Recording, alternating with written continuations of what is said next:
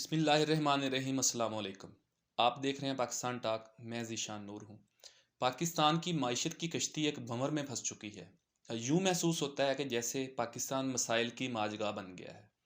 कुछ दिन पहले वफाकी वज़ीर ख़जाना इसहाक़ डार साहब ने एक मिनी बजट जो है वो पेश किया है, जिसके तहत 170 अरब के नए टैक्स जो हैं वो लगा दिए गए हैं। बज़ाहिर तो वो अपने ख़िताब में फरमा रहे थे कि इन टैक्सों का गरीब और आम आवाम से कोई ताल्लुक़ नहीं है, लेकिन अगर आप इन टैक्सों की डिटेल देखें तो ये सारे के सारे डायरेक्टली जो है वो अफेक्ट करते हैं एक आम आदमी को।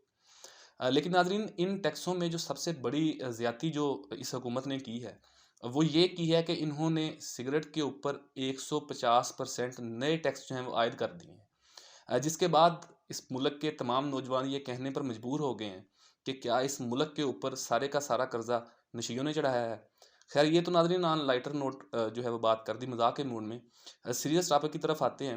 एक तरफ तो ये सियासतदान जो हैं ये आम लोगों से कुर्बानी मांगते हैं।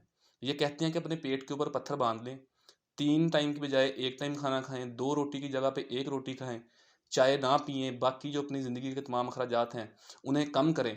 लेकिन दूसरी तरफ जो है, ये जो अशराफिया है, उसके ऊपर हाथ डालने से कतराते हैं। नाज़रीन, पाकिस्तान में तकरीबन 15 से 1600 किनाल के ऊपर सिर्फ़ जो है वो गल्फ़ क्लब बने हुए हैं। और ये वो क्लब हैं जहाँ पर पाकिस्तान के तमाम ताकतवर जो शख्सियात हैं और जो अशराफिया है, वो अपनी शामें बसर करने के लिए जाते हैं। और लाहौर में गल्फ़ क्लब है। रिकॉर्ड के मुताबिक तकरीबन 1500 केनाल के ऊपर वो गल्फ़ क्लब बना हुआ है। और उसका जो किराया है वो हुकूमत पाकिस्तान को 5000 रुपये अदा करना पड़ता है। लेकिन आपने देखा होगा कि पाकिस्तान में अगर कोई रेहड़ी-बान है, अगर कोई छोटी दुकान वाला है या किसी ने अपना कोई कच्चा घर बनाया हुआ है, तो हुकूमत पाकिस्तान इंक्रोचमेंट की मद में उसका घर, उसकी दुकान, उसकी छाबड़ी, रेहड़ी गिरा देते हैं। लेकिन हुकूमत पाकिस्तान की ज़मीनों के ऊपर सैकड़ों किनाल के ऊपर अराज़ी के ऊपर जो है वो गल्फ़ क्लब बनाए जाते हैं। वहाँ पर सिर्फ़ जो है वो अपनी खूबसूरत शामें बसर की जाती हैं, उनके ऊपर कोई हाथ डालने के लिए तैयार नहीं है। नाज़रीन, दूसरी तरफ पाकिस्तान में इंतखाबात की बातें हो रही हैं। चूँकि 14 जनवरी को पंजाब हुकूमत तहलील कर दी गई थी, उसके बाद फिर 18 जनवरी को केपीके हुकूमत भी तहलील कर दी गई थी। आइन और कानून में ये बात वाज़ेह है कि जब कोई असम्बली तहलील की जाती है, तो 90 रोज़ के अंदर-अंदर उस असम्बली के इलेक्शन कंडक्ट करवाना होते हैं। लेकिन पंजाब और केपीके में ऐसा होता हुआ दिखाई नहीं दे रहा। इलेक्शन कमीशन ऑफ पाकिस्तान ने एक ख़त लिखा गवर्नर पंजाब मियाँ बलीगुर रहमान को और गवर्नर केपीके हाजी गुलाम साहब को, और उन्होंने उसमें इस्तदा की कि हमें कोई एक दिन मुकर्रर कर दें ताकि हम इन इंतखाबात का इनेकाद करवा सकें। लेकिन गवर्नर हज़रात जो हैं वो तारीख़ देने से कतरा रहे हैं। इसकी वजह क्या है, वो मैं आपसे शेयर करता हूँ।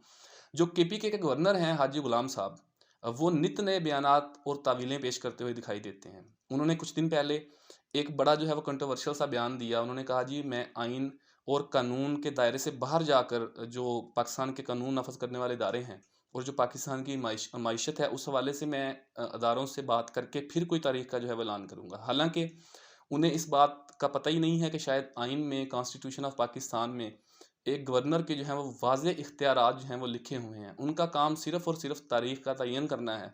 अगर माइशत की बात है तो वो हुकूमत की ज़िम्मेदारी है। अगर सिक्योरिटी की बात है या जो इंतखाबी अमला होता है उसकी बात है, तो वो भी हुकूमत पाकिस्तान की ज़िम्मेदारी है। उसकी ये सवाबदीद नहीं है कि वो इस चीज़ का तयन करे। लेकिन उन्होंने ये बात करके जो है वो इंतखाबात की तारीख देने के हवाले से टाल-मटोल से काम लिया। उसके बाद पीटीआई की जो हुकूमत है वो उन्होंने पेशावर हाई कोर्ट से रुजू किया, फिर लाहौर हाई कोर्ट से भी रुजू किया। पेशावर हाई कोर्ट का इस हवाले से कोई फ़ैसला अभी तक नहीं आया, लेकिन लाहौर हाई कोर्ट ने ये वाज़ेह हुक्म दे दिया है कि 90 रोज़ के अंदर-अंदर पंजाब में इंतखाबात करवाए जाएँ। नाज़रीन, पाकिस्तान में जो सबसे बेबस और लाचार तबका है वो सियासतदान है। वो कैसे, मैं आपको बताता हूँ।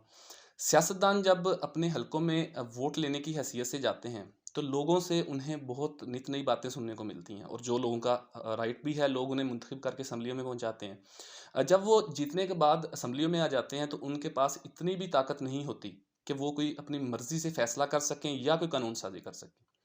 तो नाज़रीन, क्या पाकिस्तान में सियासत करने वाले सारे के सारे लोग जो मुख्तलिफ़ पार्टियों से ताल्लुक़ रखते हैं, मुख्तलिफ़ पार्टियाँ हुकूमत में आती हैं, क्या वो सारे के सारे लोग नाअहल हैं, करप्ट हैं, गद्दार हैं? ऐसा बिल्कुल नहीं है। मसला इस सिस्टम का है।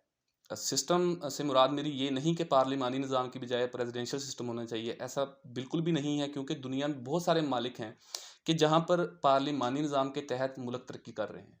दुनिया में बहुत सारे ऐसे मुल्क भी मौजूद हैं कि जहाँ पर प्रेसिडेंशियल सिस्टम के तहत भी मुल्क तरक्की कर रहे हैं, और दुनिया में ऐसे भी मुल्क मौजूद हैं कि जहाँ पर डायनेस्टी जो है वो पॉलिटिक्स है, जहाँ पर ख़ानदानी इक़्तिदार दे दिया जाता है, उसके बावजूद भी लोग खुशहाल हैं, मुल्क तरक्की कर रहा है। लेकिन पाकिस्तान में ऐसा क्यों नहीं है?